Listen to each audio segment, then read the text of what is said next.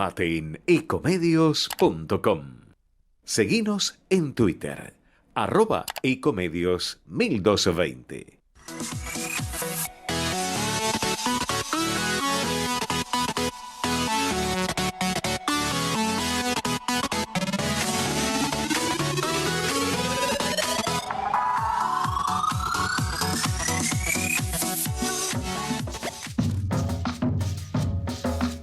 Buenas tardes, bienvenidos a una nueva emisión de Entre Ustedes y Nosotros, este espacio periodístico y de opinión que ya lleva, como decíamos la semana pasada, más de 20 años en el aire, en distintos medios, con la conducción del exdiputado nacional Jorge Enríquez y un gran equipo que fue variando a lo largo de todo este tiempo, con una opinión muy definida, muy fuerte y con mucho criterio y, bueno, con las características que tiene el exdiputado, que ya las conocemos, ¿no?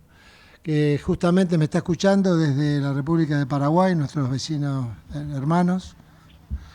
Jorge, buenas tardes, ¿cómo te va? Buenas tardes, Horacio, ¿cómo te va? Muy bien, no acá. Solamente cuando hablas del equipo tenés que también mencionar, y no porque quiero que seas autorreferencial, pero vos que estás también desde el comienzo trabajando juntos codo a codo contigo, y con Osvaldo Pérez San Martino, que si lo podemos conectar cuando andamos con alguna dificultad con el otro que se encuentra acá, el otro amigo, que es Lautaro Nito Fragnul. Sí, Osvaldo va a estar en 2 o 3, en 5 minutitos, yo ahora lo voy a conectar. Bueno, así charlamos con él y con Kachanowski. Perfecto. Sería bueno escuchar tu editorial, que es tan rica siempre, Jorge. Bueno, si te parece, no, lo que nosotros estamos viviendo son horas muy complicadas, horas muy difíciles. Yo te diría que el peronismo siempre tuvo un piso electoral alto en cualquier elección presidencial. Los politólogos podrán explicar muchas veces los motivos de ese fenómeno, pero para cualquier analista y sobre todo para cualquier dirigente político, esto es un dato de la realidad. Hay alrededor de 1/3 de los votantes que lo acompañan aún en los peores momentos. Por lo tanto, que ninguno de los partidos no peronistas es individualmente competitivo en el escenario, la única forma que tienen de ganarle al peronismo es unirse. Así triunfó Cambiemos en el 2015. Y todo debe indicar que esa victoria, ahora ya como Juntos por el Cambio, se repetiría este año. La mesa estaba servida, un pésimo gobierno nacional era percibido por todos en retirada, un gobierno nacional, sobre todo que en este último tiempo, justamente con el candidato a presidente que lleva, Sergio Tomás Massa, demuestra claramente su ineptitud. Veamos al canto la inflación, veamos por pruebas al canto, es la inflación galopante, con del 140%, hoy hay algunos números que nos están hablando de casi un 10% para el mes pasado de octubre, el mes que acaba de finalizar en el día de ayer, y el propio oficialismo lo entendía de esa manera, que era un gobierno retirada, y solo aspiraba a conservar lo que fue la plataforma del portaaviones que siempre significó la estratégica provincia de Buenos Aires. Los muy buenos resultados, por otra parte, de la coalición opositora del año 2021 en las elecciones legislativas lo ponían prácticamente en la antesala del gobierno nacional a partir del 10 de diciembre de este año. Repito, la economía deteriorada, todo lo que estamos sufriendo con las naftas por la ineptitud del gobierno federal, señalaba claramente que quien iba a ganar las internas, las primarias de Juntos por el Cambio, iba a ser el virtual presidente electo. Y sin embargo, un día aparece Javier Milei, con sus gritos, su discurso antisistema, sus propuestas muy simplistas, por cierto, que logra canalizar el voto de muchas personas indignadas, que no le faltaba motivo para esa indignación, para ese enojo. Y es inútil advertirles que todo enojo, toda decisión que se toma producto de la ira, evidentemente va a ser pésima, no está fundada en la razón. Pero el resultado fue la partición de la oposición, que es todo lo que el peronismo ahora nuevamente necesitaba para ganar. Es verdad que el Sergio Massa también contribuyó a una situación de que evidentemente ayudaron él y sus empresarios amigos a Milei para crear una decisión en el campo opositor. También Massa le aportó a libertarios dirigentes para integrar sus listas parlamentarias y acaso algunos apoyos sindicales. Y hablando de estos pasos de comedia o saltos de Garrocha, una nota a pie de página, como diría algún amigo periodista como Carlos Pagni. La nota a pie de página nos indica que un diputado, por ejemplo, Pablo Anzaloni, muy curioso, por cierto, un diputado de la provincia de Buenos Aires, fíjense los saltos con Garrocha que dio este hombre.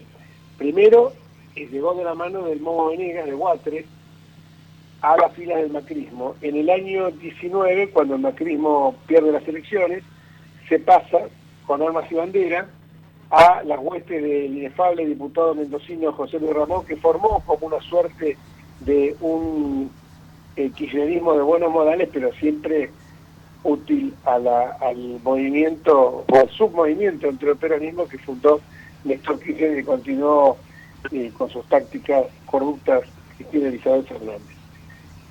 Claro, el kirchnerismo pasó y de repente volvió a ver la luz con Milei. Fue de candidato a diputado nacional en segundo lugar por la provincia de Buenos Aires con Milei. Y ahora que descubre nuevamente la luz, se ha electo diputado, dice yo voy a apoyar a Massa. O sea, se fue con Unión por Todos. Fíjese las cabriolas que se puede dar cuando la ética es un valor que, como dirían los chicos, no garpa. Pero volviendo a lo que estábamos hablando, la incorporación de dirigentes que provenían del kirchnerismo, que incorporó Massa a sus listas, a la lista de Milei, después de las PASO advirtieron que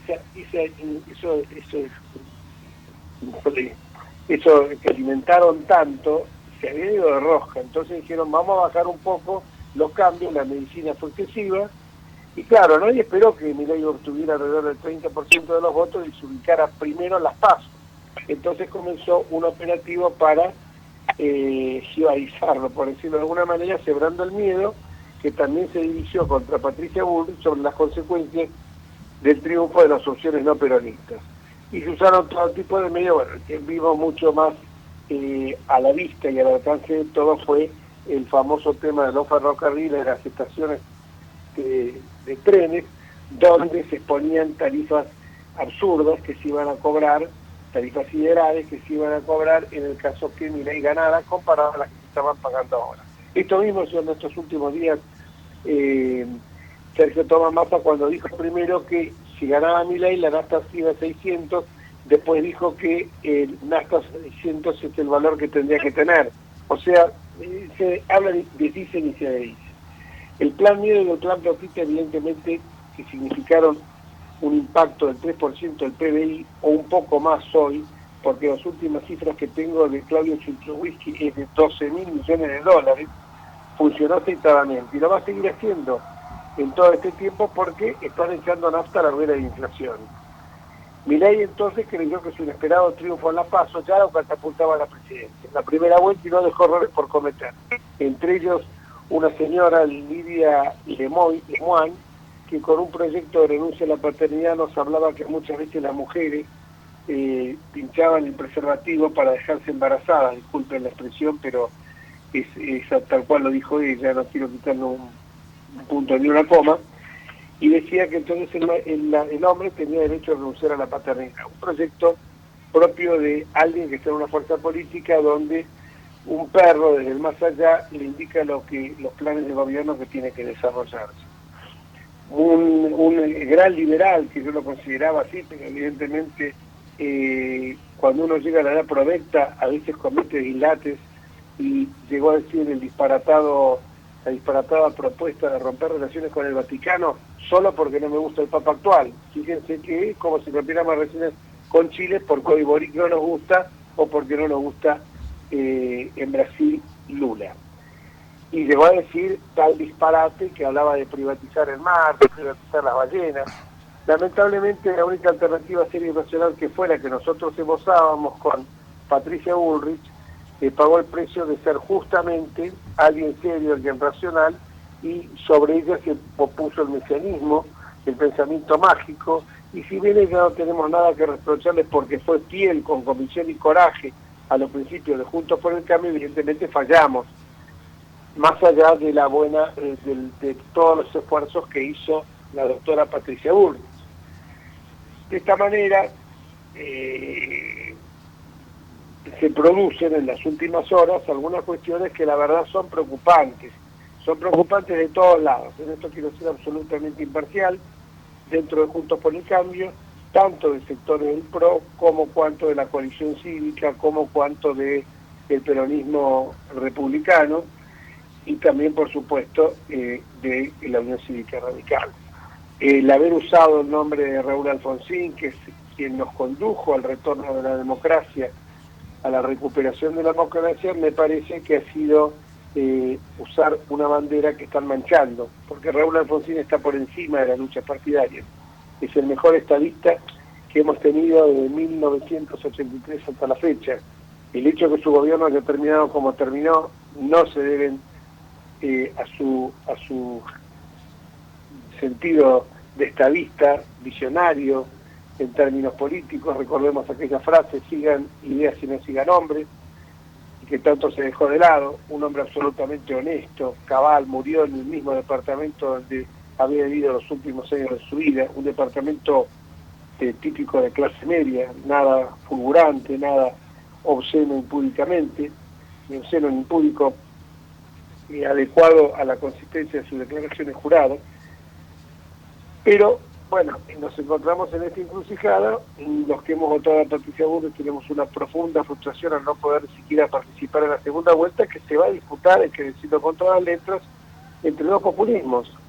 Las dos opciones están muy lejos de poder ser acreedor a nuestras simpatías. En una va a triunfar Massa o Milei, inexorablemente van a ser el presidente a partir del 10 de diciembre.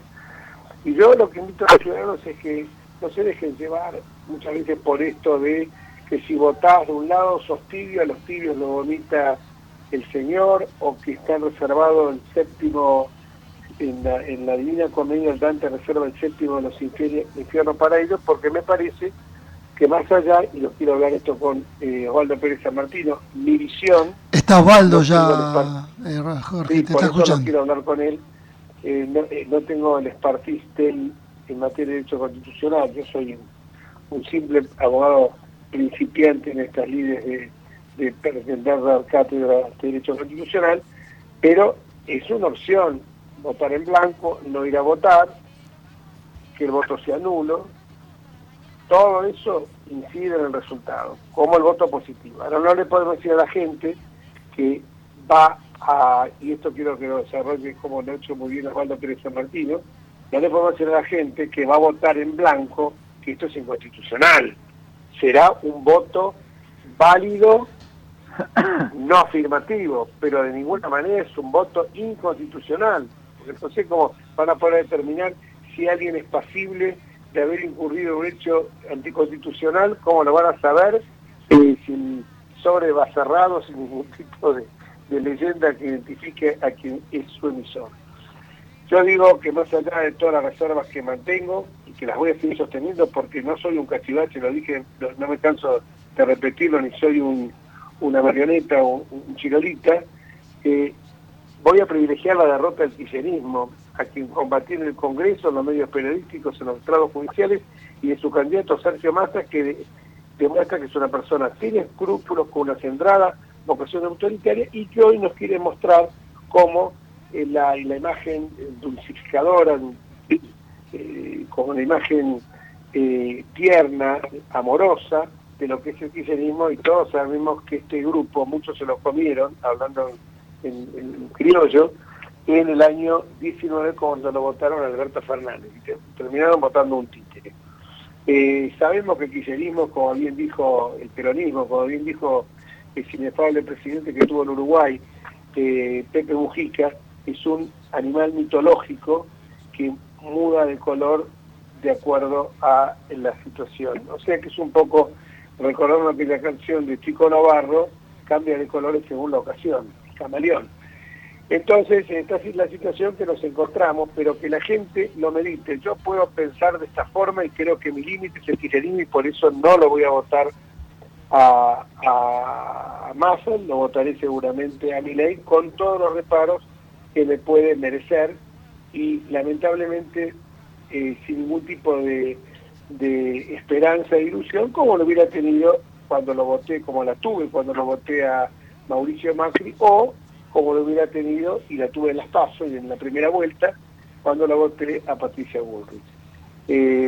Dicho esto, me gustaría, aprovechando que está Osvaldo, que desarrollar un poco estas calificaciones del voto que a veces algunos, sin hacer nombres, algunos profesores de Derecho Constitucional, para justificar la necesidad de que la gente no vote en blanco, dicen que esto es poco más que atentar contra la Constitución Nacional. No sé si vos compartís ese criterio, Osvaldo. Hola, Jorge. Gracias, buenas tardes, Osvaldo. Buenas tardes, ¿cómo te va? Sí, a ver, yo voy a poner nombre y apellido porque fue un artículo que salió en La Nación hace un par de días, ¿no? Del doctor Lonidro, que es profesor de Derecho Constitucional, y ya el título decía, creo que lo cito de memoria, pero más o menos era así: el voto en blanco no es válido, o es inválido. Y bueno, yo luego leí el artículo, y no me convencieron para nada los argumentos, el voto válido, voto blanco, en blanco, es una opción del elector. Él puede votar afirmativamente por uno de los candidatos o puede no votar por ninguno. Lo que es obligatorio es, de acuerdo a la Constitución, digamos, esto originalmente en la ley de Peña, pero luego con la reforma de 1994 se incorporó como una de las características del voto. Es opinable, y yo estaría en contra, pero está en la Constitución, es que es obligatorio. Obligatorio implica que hay que ir y votar.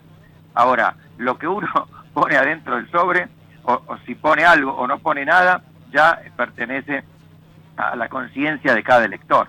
Y no hay ningún, digamos, no tiene ningún apoyo ni en la Constitución ni en el Código Electoral. Y por otro lado, si así fuera, como decís vos, sería imposible de verificarlo, así que no tendría mayor sentido. Pero a esto se sumaron después algunas personas por Twitter, porque me parece que quieren crear, quieren un clima tal que evite el voto en blanco. Pero yo creo que este es un mal camino. Lo mismo que imputarles a los que no están, no se deciden por uno u otro, que son tibios o que son kirchneristas o peronistas vergonzantes. Yo mismo he recibido esas calificaciones de algunos en Twitter porque dije inicialmente que no pensaba votar por ninguno de las dos opciones. Lo dije la noche de las elecciones y sumamente afectado emocionalmente por ese resultado. No sé qué terminaré haciendo, pero en cualquier caso, si alguien no quiere votar por ninguno de los dos, bueno, es una opción. Lo que hay que hacer en todo caso es persuadirlo, con buenas razones, explicarle que una opción, por ejemplo Milei, como señala la mayoría de nuestros amigos, es en esta ocasión el mal menor, que Massa podría llevar adelante un proyecto autoritario más intenso, y que Milei, si bien yo creo que tiene esa vocación autoritaria, en todo caso no tendría las herramientas, digamos, porque tendría tendría minoría en diputados, en el Senado, no tendría gobernadores, en fin, sería menos dañino aún a su pesar. Eso, bueno, es un argumento válido, pero es un argumento destinado a persuadir, no a presionar. A ver, digamos, no por hablar de mí, pero quizás de muchos otros podría identificarse así. Digamos, no soy en esta materia tibio. De mis posiciones sobre el kirchnerismo han sido claras y duras desde siempre, con nombre y apellido. Bueno, yo soy un cuatro copas, no soy nadie, pero vos, en tu caso, por ejemplo, como dirigente político, digamos, con denuncias penales, con artículos, con intervenciones tanto parlamentarias como en medios periodísticos. ¿Cómo alguien va a decir es tibio? Pero a veces lo dicen cuentas que te ponen un número, ¿no? Y que uno no sabe quiénes son. Bueno, no sé cuál es el coraje que pueden tener en tal caso. Así que yo diría, es momento de reflexionar y es momento que se aporten buenos argumentos y seguramente a muchos los convencerán porque evidentemente el kirchnerismo ha sido tan dañino que la mayoría de quienes no lo votaron estos años no querrán que continúe esta vez con el mascarón de proa de Massa. Pero hay que tratar de mantenerlo en este ámbito y no en el ámbito de las agresiones o de las presiones, me parece a mí. Te voy a hacer una corrección. Primero, no sos un 4 de copas, tu opinión es siempre valiosa, ahí hay algún dirigente que te está tratando de convencer, apelando al reconocimiento de que siempre has tenido comportamientos éticos tanto en la política como en la cátedra. Entonces, apelando a eso, te pide que reflexiones por el tema del voto en blanco, o sea que no sos un 4 de copas, sino tu pensamiento hubiera parecido ser ignorado. O sea, lo de 4 de copas, sacarlo porque es feo. Además, no lo sos y cada día lo vas a hacer menos porque el éxito que está teniendo tu libro, El mito del gorila, es, la verdad, excelente. Incluso hay gente que me dice, lo voy a ir a comprar porque no consigo que me lo regale. Le digo, escuchame, si a cada amigo le va a regalar un libro, el pobre tipo se funde, algo tiene que ganar. Se me agotaron los que me dieron para regalar. Claro, entonces tiene que empezar a comprarlo en su bolsillo. Eso por un lado, y por lo segundo, abona todo lo que está diciendo, que la Cámara Nacional Electoral, en un fallo, la Cámara Nacional Electoral, ahí está un emérito profesor del Derecho Constitucional como Alberto Dalalía, señala que representa una manifestación de la voluntad del electorado de abstenerse de elegir entre las diversas propuestas formuladas en un sistema legal de sufragio. Entonces él dice claramente que el voto en blanco es un voto que no va a beneficiar a nadie, porque de ninguna manera se puede decir que el que no vota o vota en blanco es neutral, porque ese voto en blanco beneficia a quien en la primera vuelta sacó más votos. Error. Beneficia al que está primero. Claro. Pero hoy no está nadie primero, porque la primera vuelta ya está enterrada. Lógico, es un error. Está bien que lo aclares, Jorge. Está bien que aclares eso. Sí. Porque yo me puedo pensar, ¿por qué beneficia el primero? Porque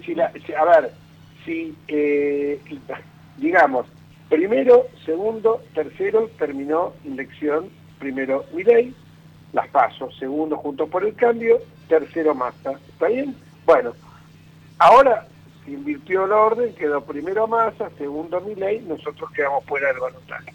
Entonces, pero ahora empezamos de vuelta. O sea, no es que ya tengo 37%, no. Ahora todo lo que obtenga se va a sumar al 37% y todo lo que obtenga el otro al 30%. Es un disparate. No beneficia a quien en la primera vuelta sacó más votos. Beneficia sí al que esté mejor posicionado ahora.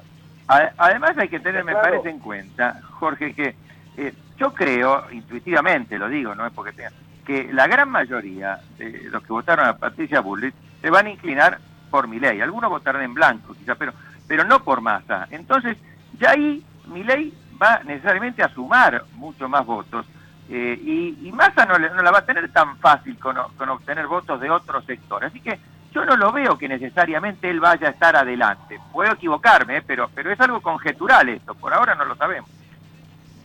Incluso más allá de las patrañas que hicieron algunos dirigentes radicales, como este acto de radicales Pero perdón, te puedo corregir ahora, no son dirigentes radicales, son dirigentes kirchneristas que fueron radicales hace más de 10 años. Se habían ido, digamos los nombres. No son, porque muchos medios titularon dirigentes radicales, no son dirigentes radicales. Y no son, yo te digo que vi el video, eran Leopoldo Moró, Cecilia Moró, su hija, que ya no son más radicales, estaba ¿cómo se llama? Que fue candidato a intendente de la Ciudad de Buenos Aires. Sí, Santoro. Leandro Santoro, estaba Nito Artaza, que ya dejaron de ser hace rato radicales. Pero sí, y la gente que estaba ahí, algunos de los cuales que yo pude identificar de un pantallazo, de ninguna manera eran radicales, eran radicales, pero eran radicales, digamos, con todo el sin ser peyorativo, radicales que nunca callaron como dirigentes. Me conozco bien el paño, fui muchos años afiliado Claro que radical. sí. Entonces, cuando vi el paneo ese, dije, estos son, como dijiste vos antes, de lo que no sos vos, son los 4 de copa. Entonces creo yo que, bueno, pero aún así hay muchos dirigentes radicales, por caso el gobernador de Corrientes, que se pidieron a favor de Milei. Otros se dividieron en lo que había resuelto el Comité Nacional, que es una situación de neutralidad. Sí, pero esa declaración, Jorge, del Comité Nacional, es que oficialmente el partido no asume una posición. Eso no implica que individualmente cada uno pueda optar por la que quiera. Por eso Valdés va en esta dirección y por eso Morales va en otra dirección absolutamente opuesta. Pero, y aparecen también algunos dirigentes que no sé desde cuándo eran radicales, que aparecieron en el acto de Alfonsín, no sé si aparecieron a título personal pero estaban ubicados como el diputado Lipovetsky, que hasta donde yo sé no ¿dónde estuvo Lipovetsky? Jorge, tendríamos un grupo de WhatsApp que nosotros tenemos. Fíjate la foto que lo mandé hoy y que va a generar alguna sorpresa ahí. Así que bueno, esto hay que aclararlo. Perdón, nos llaman de Estudios Centrales. Sí, porque tenemos que hacer el corte comercial, ya estamos en hora, así que son un par de minutitos. Perdón, señor Horacio Fernández, ¿hay alguien más en el estudio o está usted solo? En el piso estoy yo solo. Bueno, así que vamos a la pausa. Vamos a la pausa. Y después seguimos con Osvaldo y creo que tenemos un invitado. Ahora voy a llamarlo a Kachanovsky, espero poder conectarlo, que en eso quedamos.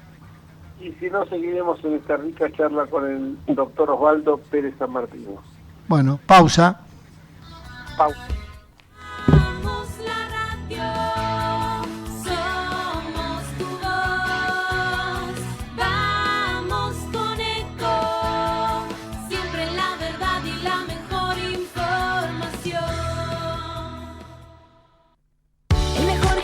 Te espera, elegí las clases que quieras. En Unfit vamos a cuidarte.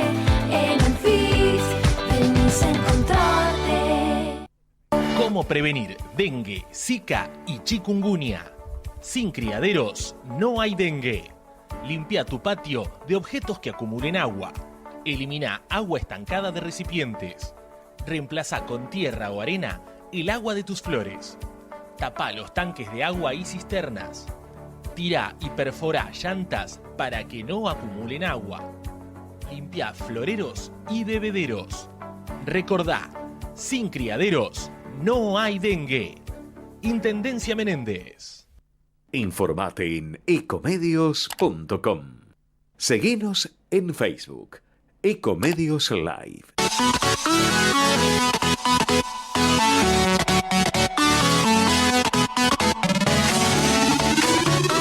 Escribanos en tu ciudad. Nuestro consejo es prevenir problemas. Colegio de Escribanos de la Ciudad de Buenos Aires. Consejo Federal del Notariado Argentino. El Colegio Profesional Inmobiliario auspicia este programa. Colegio Profesional Inmobiliario, cada vez más profesionales. ¿Conocéis los planes de salud de Andar, la obra social de los viajantes vendedores? Planes para empleados en relación de dependencia, monotributistas y particulares. Solicita un asesor comercial al 0810-345-0184. Bueno, y después de la pausa seguimos con este programa entre ustedes y nosotros. Y lo prometido es deuda, así que Jorge, ya te está escuchando Roberto Kachanovsky, así que podés saludarlo. ¿Qué tal, Roberto? ¿Cómo te va? Hola, Jorge, ¿cómo estás? ¿Qué decís de bueno? Estamos bien, estamos acá en el aire con Osvaldo Pérez San Martino, que también está online. Y la primera pregunta que te queríamos hacer es, ¿cuánto lleva gastado en el plan Platita? Yo tengo un número. ¿Cuánto lleva gastado en el plan Platita el señor Sergio Tomás? Bueno, depende cuando tomes, ¿no?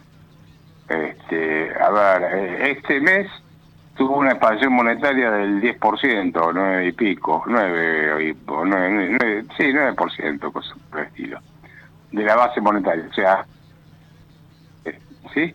Así que ahí tenés un dato de fuerte millón de monedas. Ahora, si tomás como un año atrás, son casi 3 billones de pesos.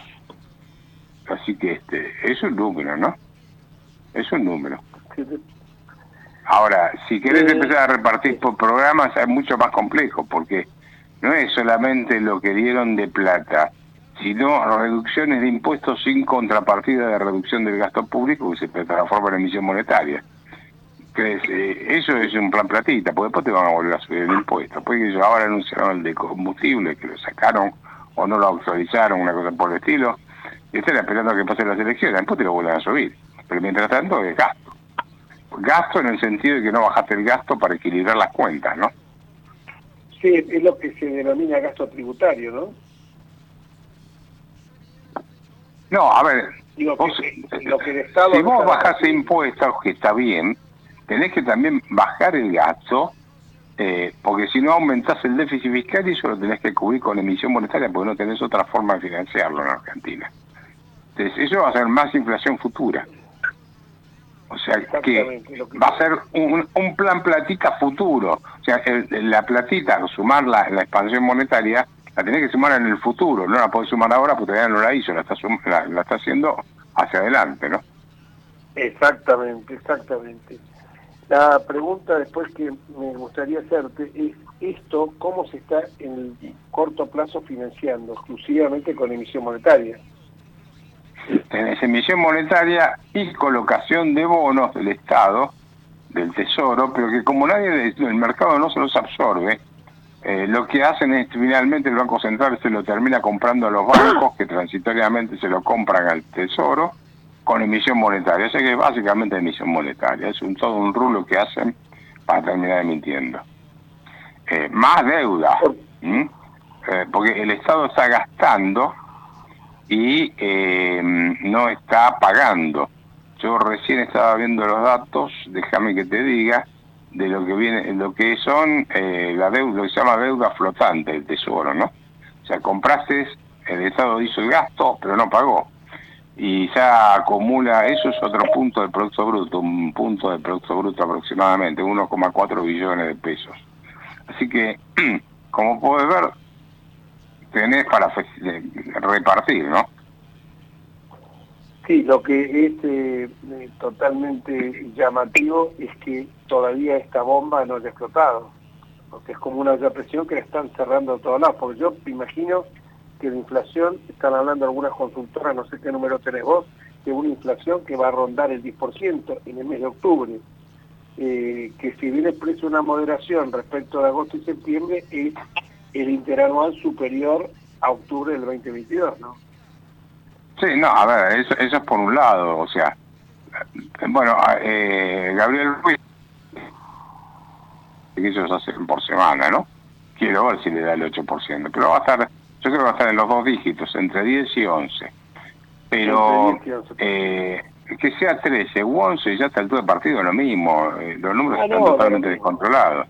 O sea, y te puede, la inflación, en estos procesos ya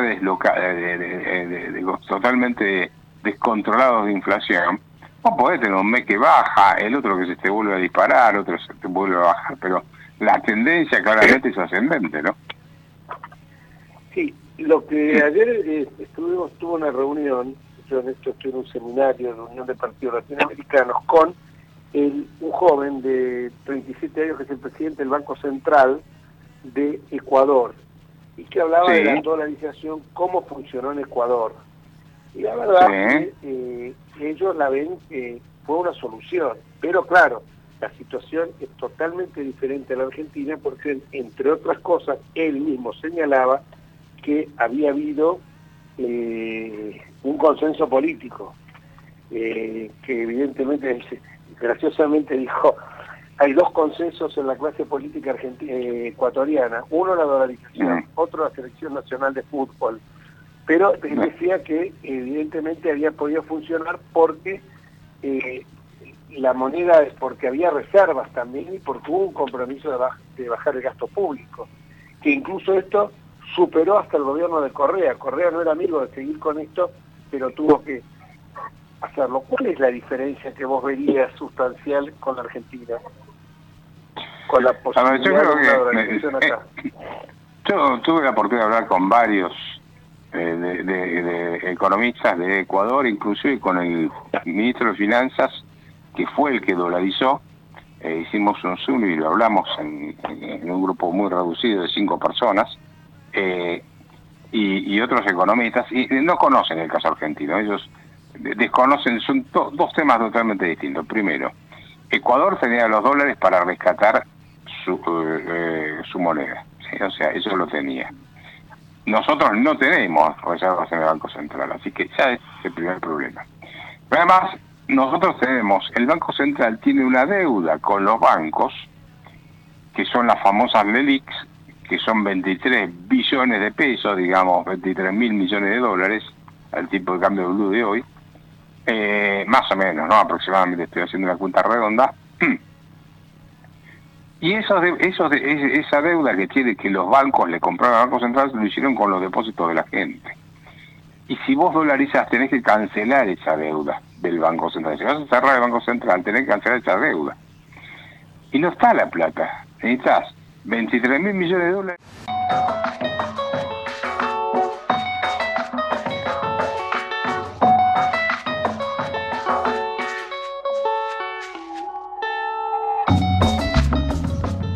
Bueno, continuamos después de este corte.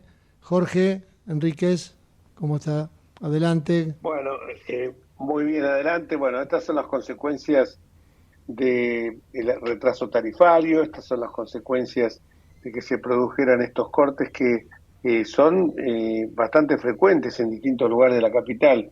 Esto que determinó, creo, la irrupción del programa por la interrupción del suministro de energía eléctrica. Correcto, en todo el edificio. Creo que esa fue en todo el edificio, y no sé si habrá sido en toda la zona, pero evidentemente estas son las consecuencias de una política tarifaria que es absolutamente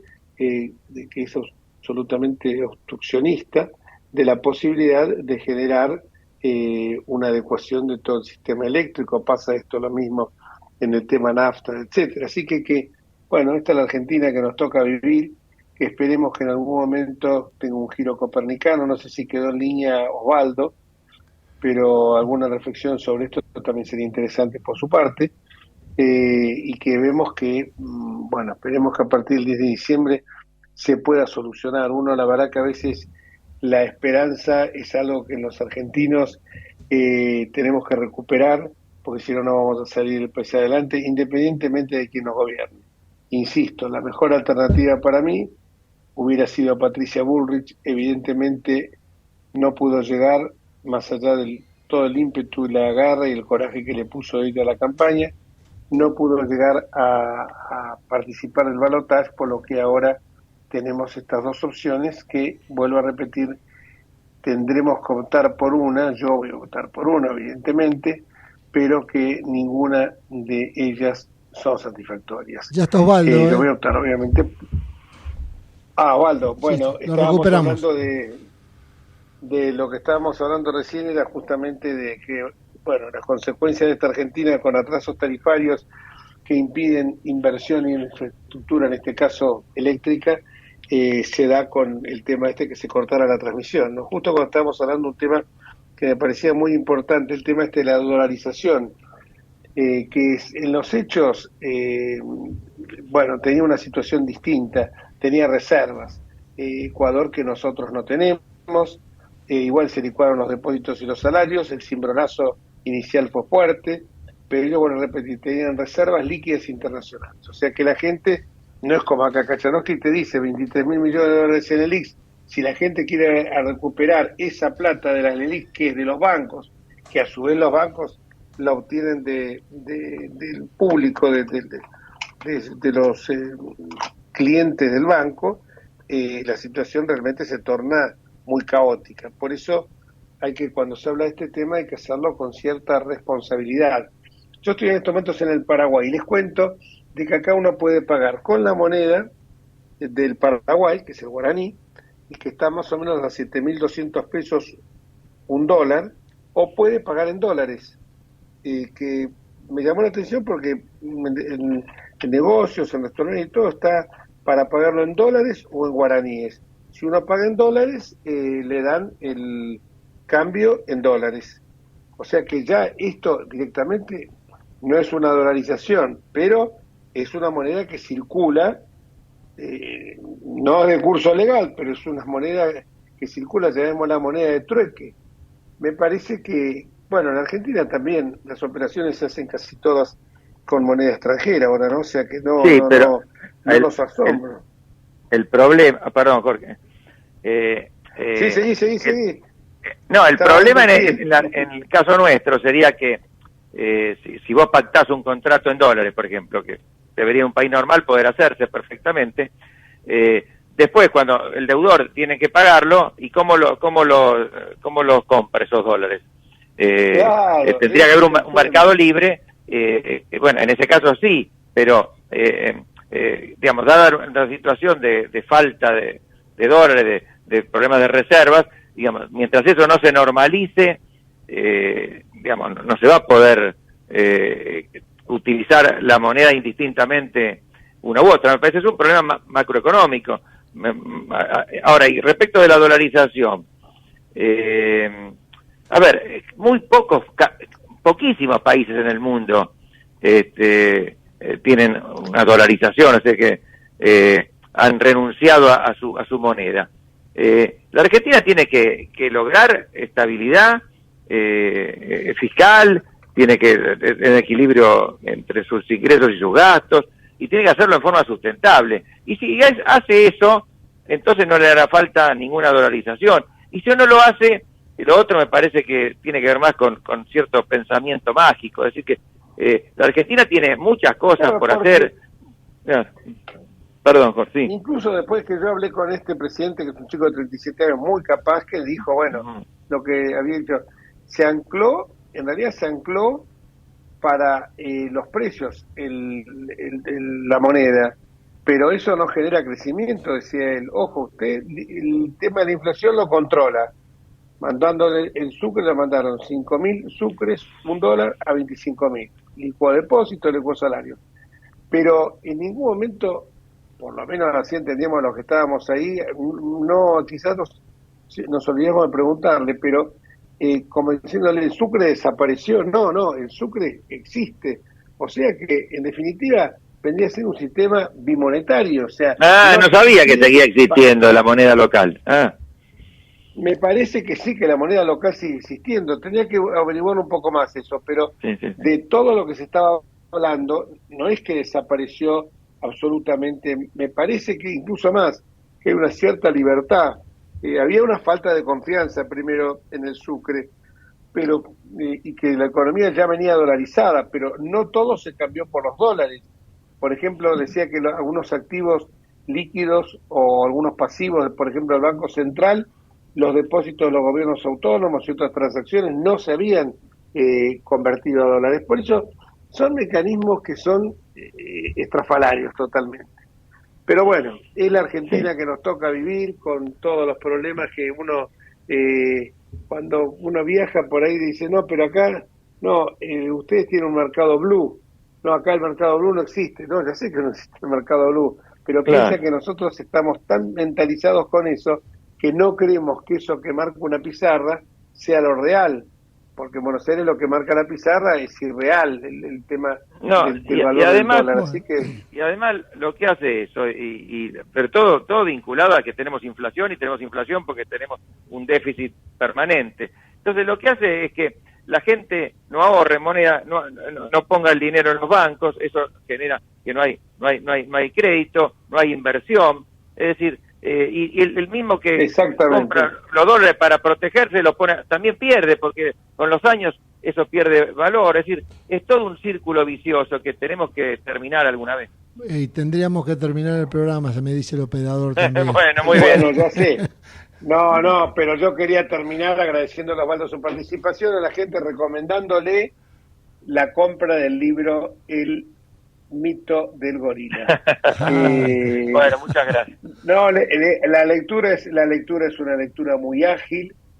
Para los que hemos vivido todas estas épocas es un refresco, como se dice hoy en día, de los acontecimientos que uno vivió, y no con una visión sesgada, por cierto, es una visión bastante imparcial, con datos que a veces no se pueden negar por más que haya alguien que sea peronista. Bueno, muchísimas gracias a todos y nos vamos hasta el próximo miércoles, si Dios quiere, y casi se te escapa decir un momento oportuno hoy, Sí, que te lo llenó el cerebro. Tantos años. Bárbaro, un abrazo enorme, querido amigo. Bueno. A vos y a Osvaldo. Chao, gracias. Buen regreso. Gracias. Hasta luego.